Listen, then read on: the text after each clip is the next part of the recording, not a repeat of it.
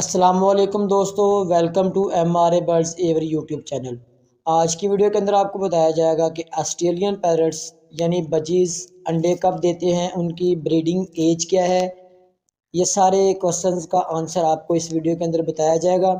अगर आप हमारे चैनल पर नए हैं तो हमारे चैनल को सब्सक्राइब करें और साथ लगे बेल आइकन को दबा दें। शुक्रिया। चलें दोस्तों, वीडियो को शुरू करते हैं।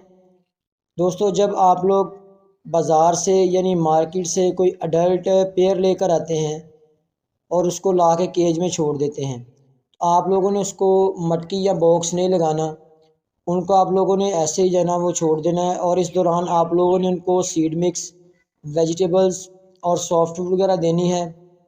जब आप लोग देखेंगे उनका पेयर बन गया है, यानी मेल और फीमेल एक दूसरे को दाना खिला रहे हैं, एक दूसरे को खुजली कर रहे हैं, तो इससे ये आइडिया होगा कि उनका पेयर बन चुका है। उसके बाद आप लोगों ने उनको मटकी लगा देनी है। मटकी लगाने के बाद आप लोग देखेंगे कि फ़ीमेल मटकी के अंदर जाएगी, कुछ देर के लिए वहाँ मटकी के अंदर रुकेगी। उसके बाद वो मटकी का जो सुराख होता है उसके अंदर से बाहर देखेगी, कभी मटकी के अंदर देखेगी, यानी वो अपने आप को मटकी के अंदर एडजस्ट कर रही है। और इस दौरान आप लोगों ने उसको मुकम्मल प्राइवेसी देनी है। बच्चों को आसपास नहीं छोड़ना। अगर बच्चे आसपास छोड़ेंगे तो वो अपना ब्रीडिंग का जो मूड होगा वो उसको लेट कर देगी।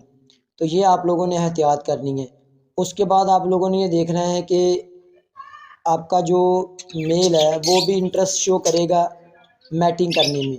तो कुछ ही दिनों में मेल जो है वो फीमेल के साथ क्रॉसिंग स्टार्ट कर देगा और क्रॉसिंग के ठीक 6 से 7 दिन बाद आप लोग अपनी मटकी के अंदर इनका पहला अंडा देखेंगे। तो ये जो है ना वो कुछ मेन टिप्स हैं जिससे आप लोग जो है ना वो बज्जी से आसानी के साथ अंडे ले सकते हैं। दूसरी चीज़ ये है, हम पट्ठों की बात कर लेते हैं। हम जब मार्केट से पट्ठे लेकर आते हैं, मोस्टली जो लोग हैं जैसे ही पट्ठे 2 या ढाई माह के होते हैं तो वो उनको मार्केट में सेल कर देते हैं। तो 2 ढाई माह जो है ना वो इनकी एज नहीं होती ब्रीड करने की। जब हम मार्केट से पट्ठे लेकर आते हैं तो उनको कम से कम जो है ना वो 4 से 5 माह लग जाते हैं अपनी ब्रीडिंग एज मुकम्मल करने में। जब उनकी ब्रीडिंग एज मुकम्मल हो जाती है उसके बाद फिर वो ब्रीड करते हैं। तो आप लोग इस बात का ख्याल रखें कि आपके जो भी बजीज़ जो है वो उनकी एज मुकम्मल होनी चाहिए। जो भी आप बाज़ार से ख़रीद के ला रहे हैं उनकी एज मुकम्मल हो। अगर उनकी एज मुकम्मल नहीं होगी तो फिर आप लोग तंग आकर उनको बेच देंगे। उम्मीद करता हूँ कि आपको आज की वीडियो पसंद आई होगी। अगर वीडियो पसंद आई है तो चैनल को सब्सक्राइब कर दें और साथ लगे बेल आइकन को दबा दें।